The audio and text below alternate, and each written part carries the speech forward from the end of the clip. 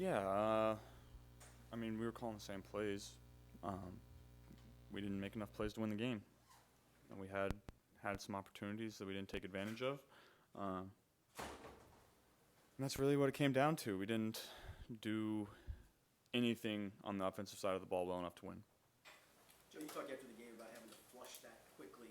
Have you been able to do that? How do you do that, or is that just a necessity that you do it no matter what? It's just part of the job. Something you got to do. We got a lot of football to be played. We're on a short week, so we moved on to Carolina pretty quickly. Joe, how frustrating is it when you get a guy wide open in the red zone, he tips it, you see another guy wide open just as you're releasing the football, the guy hits you? I mean, how frustrating is it to be just like, tenths of a second away from the big play and something like that on the opposite end happens? It's a game of inches. It's how it works sometimes. It's part of the game. It's always frustrating, but sometimes games go like that. At 4-4, halfway through the season, how would you characterize what you guys feel like your identity is on offense?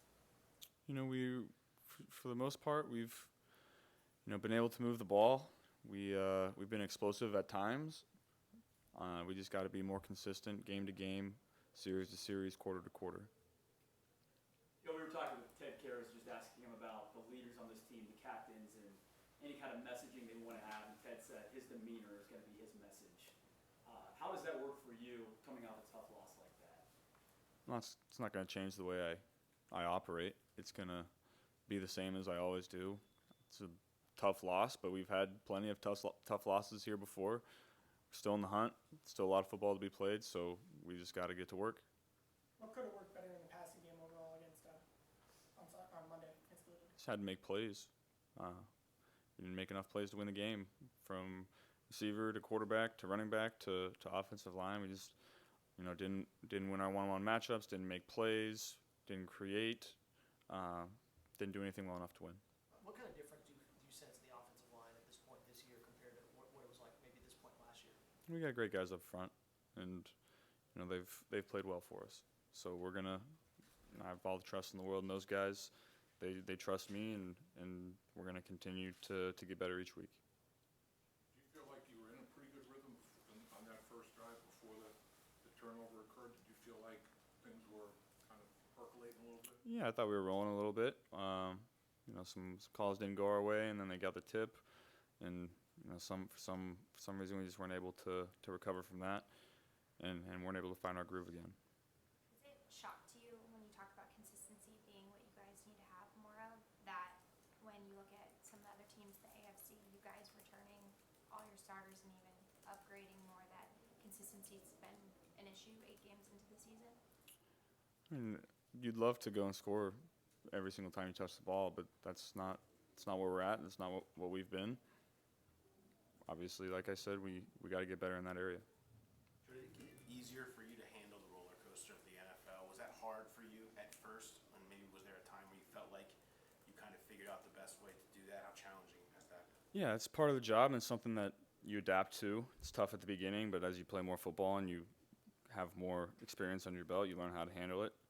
And just like last week we were the best offense in the league, and now all of a sudden we stink, and everyone thinks we're going to miss the playoffs and we're going to lose all these games. So it's such a roller coaster each week, and I think part of being quarterback is staying even-keeled throughout the season, throughout games, because everything is so up and down, and you kind of need that voice and that level-headed mindset on the team, and that's part of your job as quarterback. What do you say to younger players who are going through like you did the first time? You said it got easier as you went along. Do you feel like I need to kind of talk to them about that as you kind of are riding it right now?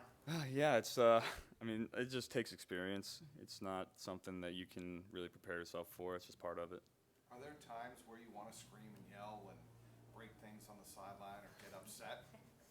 Or do you have to work at, like, I got to be Joe Cool, I got to be in control? Yeah, that's just not really who I've ever been. I don't really feel the need to do that. I feel like I play my best when I'm kind of blocking out all the noise, good, bad, indifferent. That goes media throughout the week, and that also goes on game day when things maybe aren't going very well or things are going well, and just try to keep that same demeanor throughout. What's the conversation like? You talked about the kind of collaboration that the front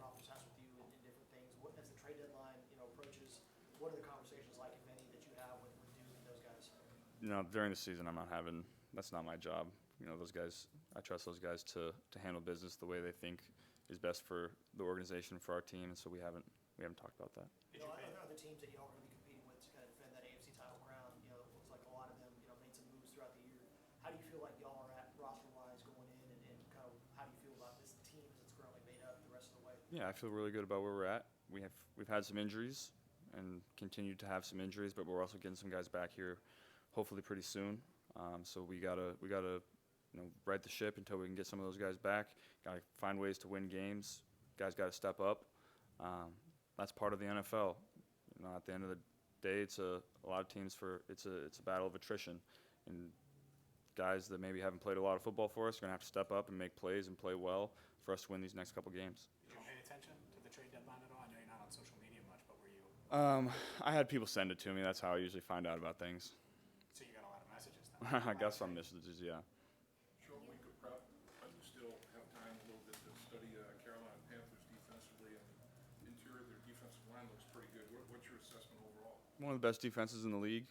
There's not really a weak point of their defense. All their guys play well, play hard, play fast, and are sound in their scheme. Joe, do you have a sense going into a game how much the time the defense is going to allow you, and how does that adjust during the game? Cleveland versus Carolina, and how does it adjust your playbook?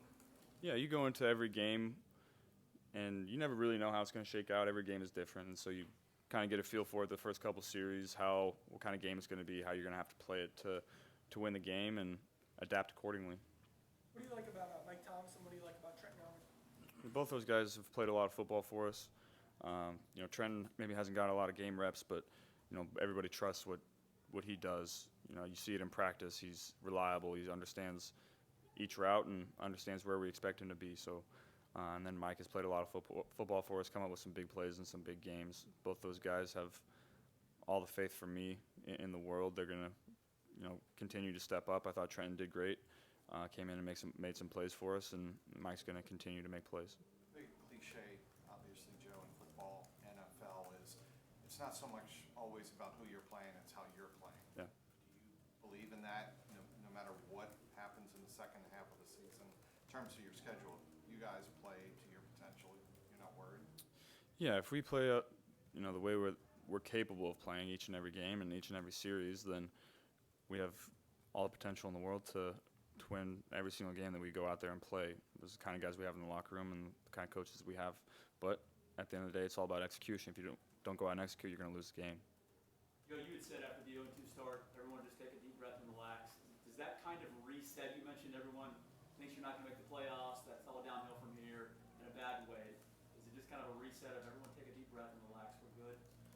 Yeah, I mean, we've done some really good things this season. We've come up with some big wins. We've had some big losses. That's life in the NFL.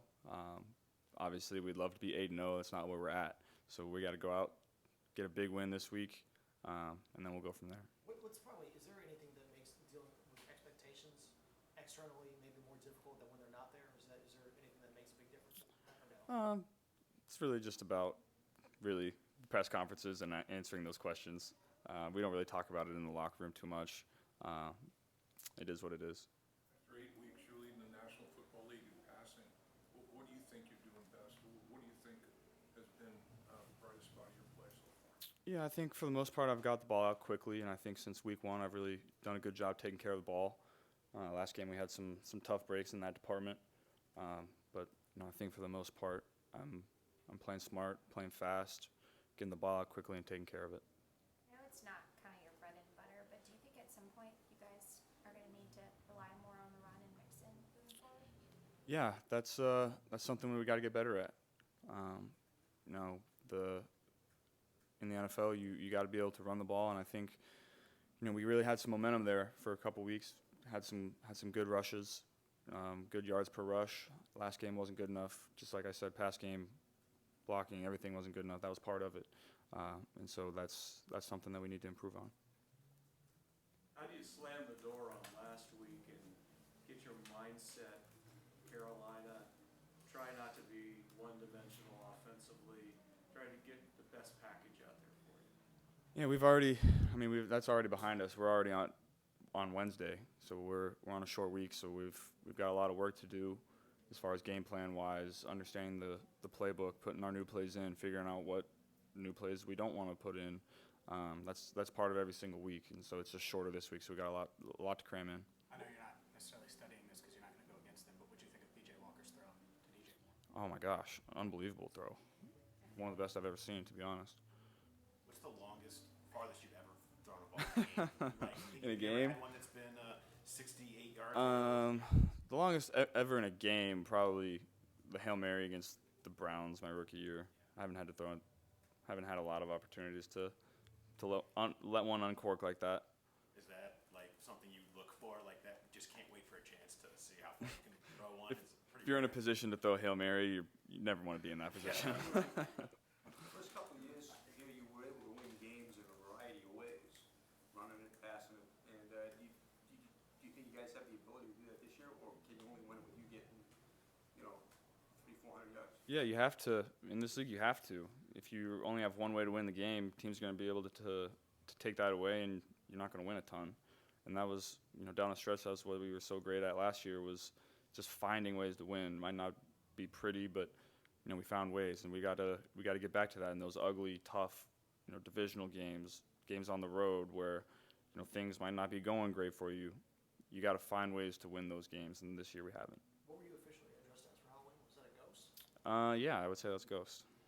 I was curious, last year, I guess, like, the knockout Cartiers were in hot demand towards the postseason. When you kind of mapped out what you were going to wear for games, did you expect it to gain as much traction as it has? Last week? Just in general, over the last couple of seasons? Oh, no, I just wear what I like, and people can do what they want with it. I don't really think about that too much.